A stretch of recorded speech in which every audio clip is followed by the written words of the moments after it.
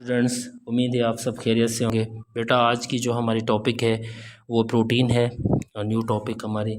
और इस प्रोटीन के अंदर जो है हम जो बहुत सारी चीज़ें पढ़ेंगे, जिसमें सबसे पहले हम ये देखेंगे जो वर्ड प्रोटीन है वो ग्रीक वर्ड से लिया गया है, प्रोटियोस से। प्रोटियोस का मतलब है होल्डिंग द फर्स्ट रैंक।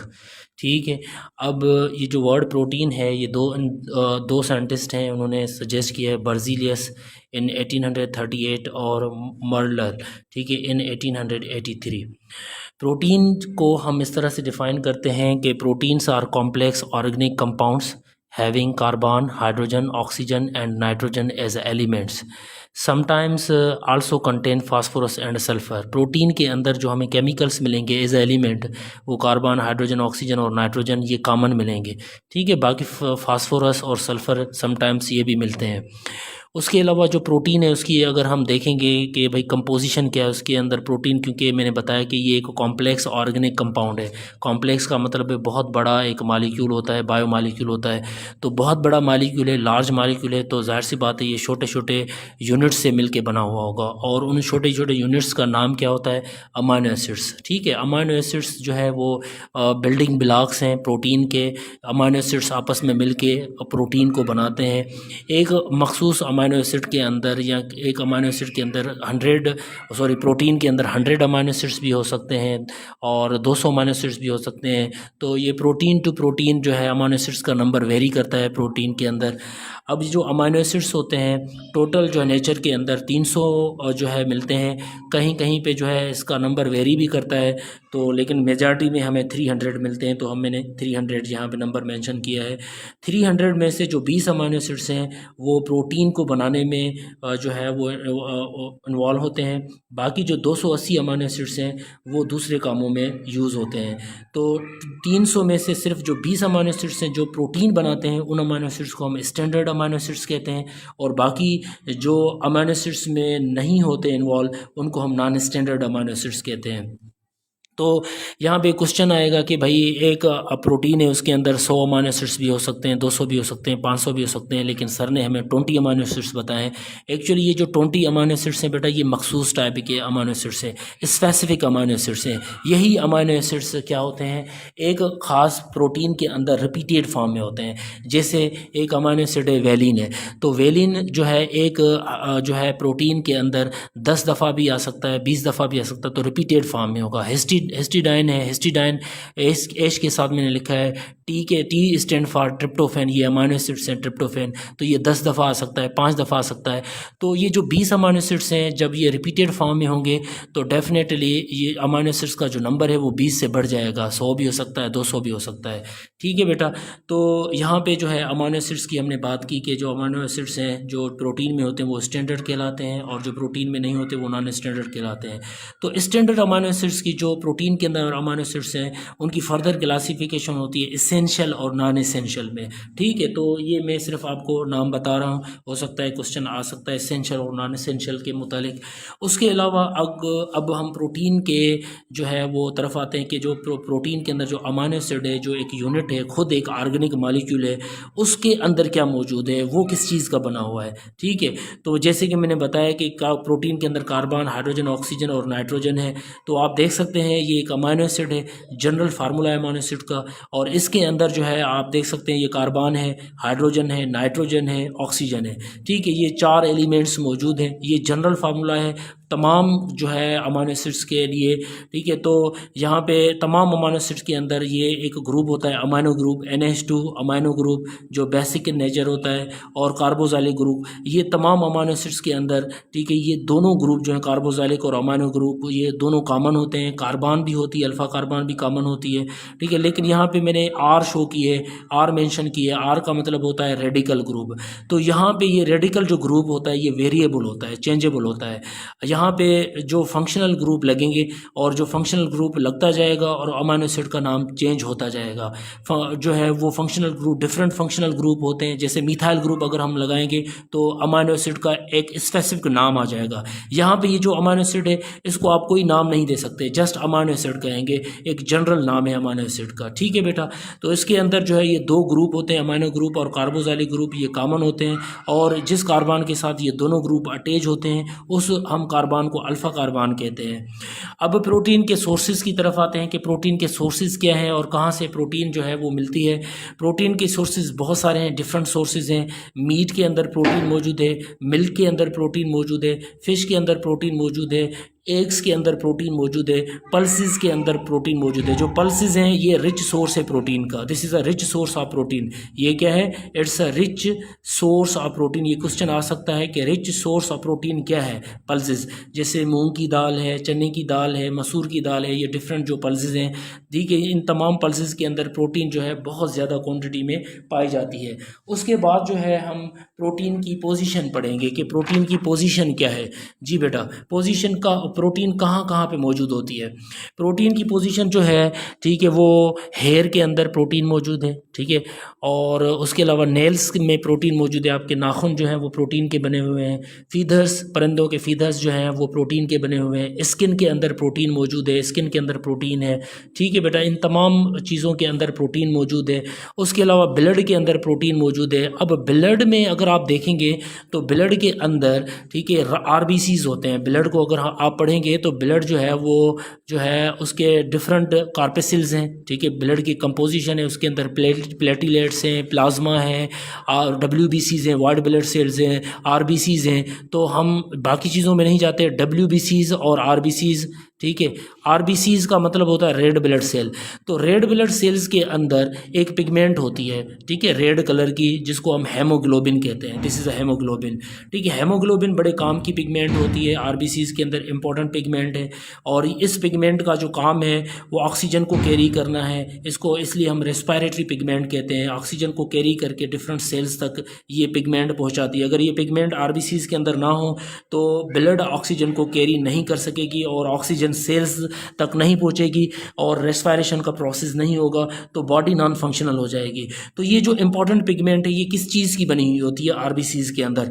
ये दो चीज़ों पे कंसिस्ट है, ठीक है। आप देख सकते हैं हेमोग्लोबिन है, एक वर्ड है हेम, ठीक है, आगे वाला जो आप फ्रंट वाला वर्ड है हेम, हेम का मतलब है आयरन, ठीक है। ग्लोब्यूलिन, ग्लोब्यूलिन, यहाँ पे ग्लोबिन है, ग्लोबिन जो है, ठीक है, ग्लोब्यूलिन प्रोटीन से बनी हुई है। एक्चुअली ये ग्लोब्यूलिन प्रोटीन है, ठीक है। This is a type of protein. Globulin circular protein है। तो ये प्रोटीन जो है आयरन के साथ मिलके ये पिगमेंट बनाती है, हेमोग्लोबिन पिगमेंट बनाती है।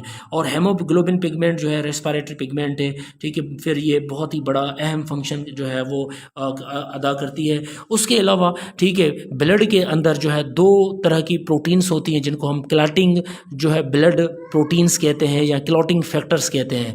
जब इंजरी के टाइम पे ब्लड की वेसल्स अगर रप्चर हो जाएं और ब्लीडिंग हो रही हो तो आपने देखा होगा कि ब्लड जो है वो रुक जाती है, क्लॉट हो जाती है। तो वो ब्लड क्लॉट क्यों होती है? बहुत सारे और भी फैक्टर्स हैं, ठीक है, जिसमें विटामिन्स भी इन्वॉल्व है, विटामिन K होती है, या दो प्रोटीन्स इन्वॉल्व होती हैं, जैसे फिब्रिनोजिन प्रोटीन है, थ्रोम्बिन प्रोटीन है, ये ब्लड के अंदर मौजूद होती हैं। इन प्रोटीन्स का काम क्या होता है? ब्लड को क्लॉट करवाना at the time of injury, at the time of bleeding, ठीक है, और ब्लड क्लॉट हो जाती है और स्टॉप हो जाती है, ठीक है। अदरवाइज अगर ये प्रोटीन्स ना हो, विटामिन K ना हो, ठीक है, तो ब्लड आपकी जो है क्या होगी, ठीक है, रुकेगी नहीं, उसकी क्लॉटिंग नहीं होगी, ब्लीडिंग होती रहेगी और अल्टीमेटली जो है वो डेथ हो सकती है। उसके अलावा ये इसकी पोजीशन, एक पोजीशन है बिल्डिंग ब्लॉक ऑफ टिश्यूज़, इसको हम कहते हैं। प्रोटीन को डिफाइन किया जाता है कि भाई protein is a building block of tissues. Tissues क्या है? ग्रुप ऑफ सेल्स हैं, ठीक है। मतलब सेल्स को बनाने वाली जो चीज़ है वो प्रोटीन है। अगर प्रोटीन ना हो तो सेल्स जो है नहीं बनेंगे। क्योंकि सेल्स कैसे बनते हैं? सेल्स जब एक जो पुराना सेल होता है, जो डॉटर सेल होता है, फॉर सपोज करें ये एक डॉटर सेल है, ठीक है, this is a daughter cell. Daughter cell ये डिवाइड करेगा और इसमें से, sorry, this is a parent cell, ठीक है, ये पेरेंट सेल है, ओल्ड सेल है, और ये जब डिवाइड करेगा तो दो डॉटर सेल्स या न्यू सेल्स बनेंगे। तो इस डॉटर सेल ने कैसे डिवाइड किया? याद रखें बात, अगर इस डॉटर सेल के पास प्रोटीन होगी, प्रोटीन की सिंथेसिस होगी, तो ये डॉटर सेल्स डिवाइड करेगा, सॉरी, अपना पेरेंट सेल डिवाइड करेगा डॉटर सेल्स में, क्योंकि इन डॉटर सेल्स को प्रोड्यूस होने के लिए, बनने के लिए, इस जो है पेरेंट सेल के लिए के पास प्रोटीन का होना ज़रूरी है। है। अगर प्रोटीन होगी, प्रोटीन की सिंथेसिस होगी इस पेरेंट सेल में, तो ये जो पेरेंट सेल है ये डिवाइड कर सकेगा और डॉटर सेल्स बना सकेगा। और डॉटर सेल जब बनेंगे, न्यू सेल्स बनेंगे, तो बॉडी के अंदर ग्रोथ होगी, क्योंकि जो ग्रोथ का जो ताल्लुक होता है, ठीक है, बॉडी के अंदर, वो सेल्स की डिवीजन के साथ होता है, क्योंकि सेल की डिवीजन से जो सेल्स की क्वांटिटी है वो बढ़ती है। अगर सेल की क्वांटिटी नहीं बढ़ेगी तो ग्रोथ भी नहीं होगी, because growth depends on the quantity of the cell. If there is no quantity of cell, ठीक है, then the growth will not takes place, growth नहीं होगी बॉडी के अंदर। तो ग्रोथ के लिए सेल्स का होना ज़रूरी है और न्यू सेल्स के लिए प्रोटीन का होना ज़रूरी है, ठीक है। तो जो है सेल्स के अंदर प्रोटीन किन किन पार्ट्स में होती है, ठीक है। अगर वो प्रोटीन नहीं होगी तो वो सेल्स के पार्ट्स नहीं बनेंगे, अगर सेल्स के पार्ट्स नहीं बनेंगे तो सेल भी नहीं बनेगा। फॉर सपोज करें, हमने पढ़ा था सेल मेम्ब्रेन के अंदर प्रोटीन होती है, सेल मेम्ब्रेन लिपोप्रोटीन की बनी हुई होती है। माइटोकॉन्ड्रिया के अंदर प्रोटीन मौजूद है। गोल्गी बॉडी जो है प्रोटीन की बनी होती है, ठीक है, प्रोटीन और लिपिड की बनती है। एंडोप्लाज्म रेटिकुलम के अंदर प्रोटीन होती है। क्लोरोप्लास्ट के अंदर प्रोटीन होती है।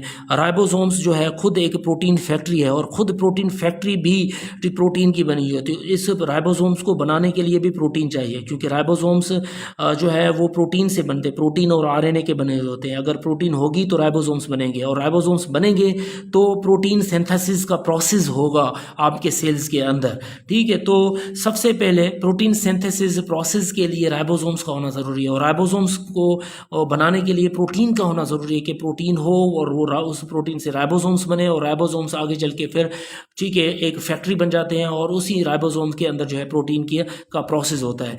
न्यूक्लियर मेम्ब्रेन है, जो न्यूक्लियस की मेम्ब्रेन हमने पढ़ी थी, उसके अंदर प्रोटीन है। डीएनए के अंदर डीऑक्सीराइबोज न्यूक्लिक एसिड के अंदर प्रोटीन है। डीएनए को कहा जाता है कि भाई ब्लूप्रिंट ऑफ लाइफ है, अगर डीएनए नहीं होगा तो लाइफ भी नहीं होगी। लाइफ की जितने भी करैक्टर हैं वो सारे करैक्टर इस डीएनए के अंदर होते हैं, डीएनए में मौजूद होते हैं, ठीक है। पैदा होने से लेके डेथ तक जितने भी करैक्टर आप में चेंजेस आती हैं वो सारी चेंजेस डीएनए की वजह से होती हैं, वो तमाम करैक्टर डीएनए के अंदर मौजूद होते हैं। डीएनए बहुत ही बड़ा इंपॉर्टेंट मॉलिक्यूल है बॉडी का या सेल का। तो डीएनए के अंदर भी प्रोटीन होती है, प्रोटीन के बगैर डीएनए नहीं बनेगा। इसके अंदर जो प्रोटीन होती है वो हिस्टोन प्रोटीन होती है। हिस्टोन प्रोटीन के नाम से जो है इसके अंदर प्रोटीन होती है, और वो हिस्टोन प्रोटीन और भी चीज़ें जो है मिलके फिर डीएनए बनाती हैं, ठीक है, बहुत सारी। जब डीएनए हम पढ़ेंगे तो मैं आपको बताऊंगा इसके अंदर और क्या क्या चीज़ें होती हैं। शुगर होती है, फास्फोरिक एसिड होता है, ठीक है, हिस्टोन प्रोटीन होती है।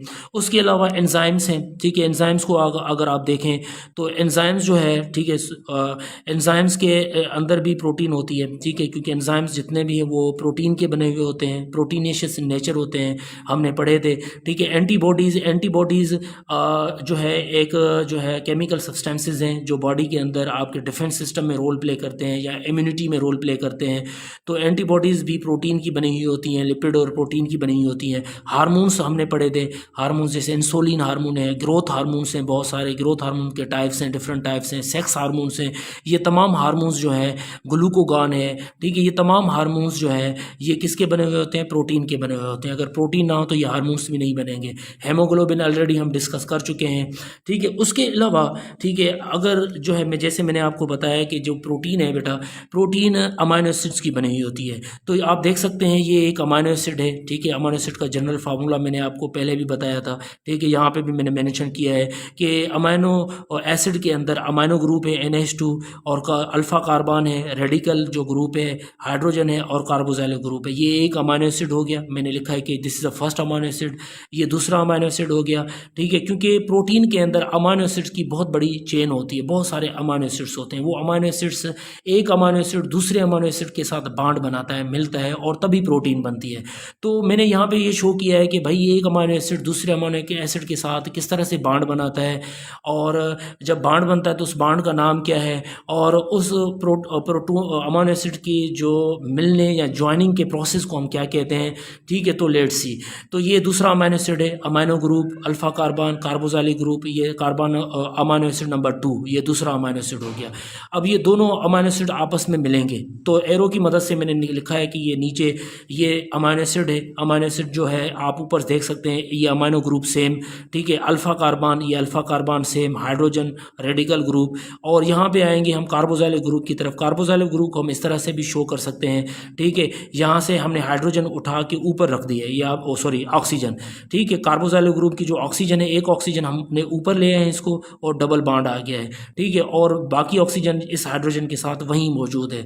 तो ये कार्बोक्सिल ग्रुप हो गया COOH कार्बोक्सिल ग्रुप, ठीक है। ये एक अमाइनो एसिड हो गया, आप देख सकते हैं। दूसरा अमाइनो एसिड आप देखें, ठीक है, दूसरे अमाइनो एसिड का आप अमाइनो ग्रुप को देखें। अमाइनो ग्रुप की जो हाइड्रोजन है, उस हाइड्रोजन को मैंने एक हाइड्रोजन को इस साइड पे रखा है और दूसरी हाइड्रोजन को मैंने ऊपर रखा है, तो हाइड्रोजन को मैंने रीअरेंज किया है, ठीक है। लेकिन अमाउंट जो है हाइड्रोजन का वो 2 है, यहाँ पे भी 2 है, ठीक है। तो ये अमाइनो ग्रुप हो गया NH2, ठीक है, 2 हाइड्रोजन, ठीक है, और 2 हाइड्रोजन ने नाइट्रोजन के साथ जो है वो बॉन्ड बनाए हैं, ठीक है। और जो है आप देख सकते हैं ये alpha carbon, same alpha carbon है, ठीक है, और उसके साथ ये कार्बोक्सिल ग्रुप है। अब यहाँ पे मैं आपको बताऊंगा कि जो ये अमाइनो एसिड जो 1 है, अमाइनो एसिड 1 का जो कार्बोक्सिल ग्रुप है COOH, ठीक है। COOH में जो मैंने जो ये OH है, इस OH को मैंने क्या किया है, ठीक है, मैंने सर्किल कर दिया है। OH का मतलब है हाइड्रोक्साइल ग्रुप। यहाँ से अमाइनो एसिड नंबर 1 से हाइड्रोक्साइल ग्रुप रिमूव होगा, यहाँ से ये निकलेगा, OH निकला है यहाँ से। और अमाइनो एसिड नंबर 2 के अमाइनो ग्रुप से NH2 से सिर्फ हाइड्रोजन निकलेगी, यहाँ से हाइड्रोजन निकलेगी, रिमूव होगी, और ये हाइड्रोजन निकली है, आप देख सकते हैं, दिस इज़ हाइड्रोजन जो कि अमाइनो ग्रुप से निकली है।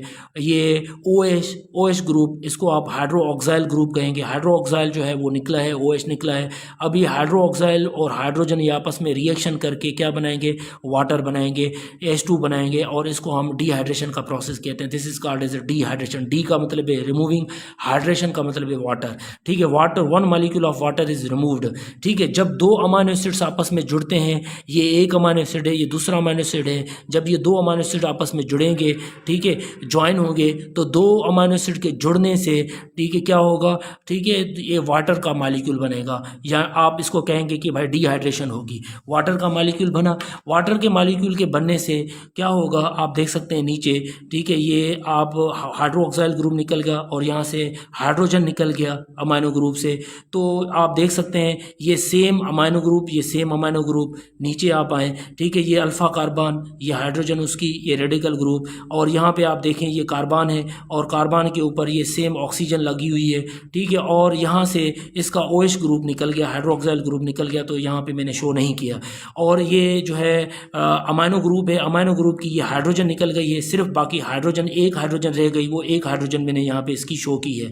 तो कार्बन ने, इस कार्बन और इस नाइट्रोजन के दरमियान बॉन्ड बन गया है, ठीक है। ये दोनों जो है आपस से अमाइनो एसिड यहाँ पे जुड़ गए हैं, कार्बन और नाइट्रोजन के बीच में एक ब्रिज बन गई, एक बॉन्ड बन गया है, और उस बॉन्ड का नाम है पेप्टाइड बॉन्ड। पेप्टाइड बॉन्ड की मदद से ये दोनों अमाइनो एसिड आपस में जुड़ गए हैं, ठीक है, और इनके जुड़ने के प्रोसेस को हम कंडेंसेशन कहते हैं। क्या कहते हैं? कंडेंसेशन। और इस तरह से बहुत सारे अमाइनो एसिड्स आपस में जुड़ेंगे और एक बड़ी चेन बनेगी, और उस बड़ी चेन के अंदर बहुत सारे पेप्टाइड के बॉन्ड बनेंगे, और उन बहुत सारे पेप्टाइड के बॉन्ड्स को हम कहेंगे पॉलीपेप्टाइड चेन, ठीक है, या पॉलीपेप्टाइड बॉन्ड्स, ठीक है। पॉली का मतलब है many, peptide means peptide bond जो कि अमाइनो एसिड के मिलने से बनेंगे, तो उनको हम पॉलीपेप्टाइड चेन, या उस प्रोटीन की के अंदर जो अमाइनो एसिड की जो लंबी चेन है, उस बड़ी चेन को, लंबी चेन को हम पॉलीपेप्टाइड चेन भी कहते हैं। तो polypeptide chain will be equal to the protein, ठीक है। तो उन पॉलीपेप्टाइड चेन से क्या बनेगा, लास्ट में प्रोटीन बनेगी। तो इस तरह से प्रोटीन बनती है बॉडी के अंदर, जब अमाइनो एसिड्स, बहुत सारे अमाइनो एसिड्स आपस में मिलते हैं, जुड़ते हैं, ठीक है, और उनके जुड़ने से यहाँ पे जो है वाटर की सिंथेसिस होगी, और यहाँ पे पेप्टाइड बॉन्ड की सिंथेसिस होगी, और पेप्टाइड बॉन्ड की भी सिंथेसिस होगी, वाटर की भी सिंथेसिस होगी, और प्रोटीन की भी सिंथेसिस होगी। तो 3 चीज़ों की सिंथेसिस होगी, हो रही है when amino acids join together. जब अमाइनो एसिड्स आपस में मिलते हैं तो 3 चीज़ों की सिंथेसिस हो रही है, एक वाटर की, एक पेप्टाइड बॉन्ड की, और तीसरी प्रोटीन की, ठीक है। तो this is a process of condensation. इस प्रोसेस को हम कंडेंसेशन कहते हैं, joining of the amino acids, ठीक है, with each other forming a peptide bonds, ठीक है। पेप्टाइड बॉन्ड बनाएंगे। पेप्टाइड बॉन्ड किसके दरमियान बना है? कार्बन और नाइट्रोजन के दरमियान। ये नाइट्रोजन किसकी है? अमाइनो ग्रुप की। ये कार्बन किसकी? कार्बोक्सिलिक ग्रुप की ये कार्बन थी। तो कार्बन और नाइट्रोजन के दरमियान ये पेप्टाइड बॉन्ड बना है। उम्मीद है बेटा आज का लेक्चर आप लोगों को समझ में आया होगा। Thank you very much.